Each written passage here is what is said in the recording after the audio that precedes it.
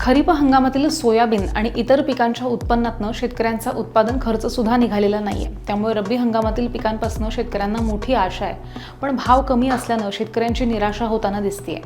सध्या हरभरा सोंगणीला सुरुवात झाली आहे. मध्यंतरी विविध रोगांचा हरभरा पिकांवरती प्रादुर्भाव झाल्यानं उत्पादनामध्ये घट झाली आहे. तर सद्यस्थितीमध्ये भावही 4 ते 4.5 हजार रुपये आहे. पण शेतकऱ्यांना 6 ते 7 हजार रुपये प्रति क्विंटल भाव मिळावा अशी अपेक्षा शेतकरी व्यक्त करतायत. हरभरा सोंगण्यास सुरुवात झाली आहे. कशा प्रतिसाद आहे? उत्पन्न किती होत नेमके? आता हरभरा सोंगणीला सुरुवात झालेली आहे. एकंदरीत या सोंगणीसाठी मजूर मिळत नाही. लाडक्या बहिणीमुळे मजूर घरी राहते, परंतु इथं येत नाही आणि मार्केटमध्ये भाव सुद्धा नाही. यामध्ये एकंदरीत 7 ते 8 हजार रुपयाच्या आसपास तरी किमान हरभऱ्याला भाव पाहिजे होता.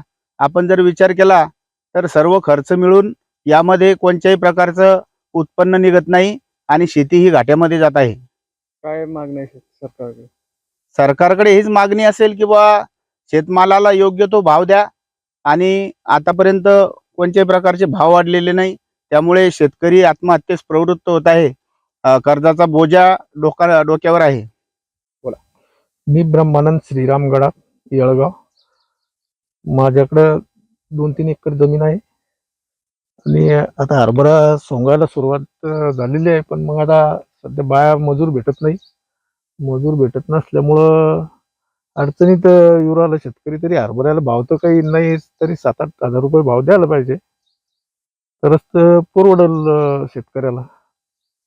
आणि लाडकी बहिणीच्या योजनेमुळं मजूर तर काही भेटतच नाही.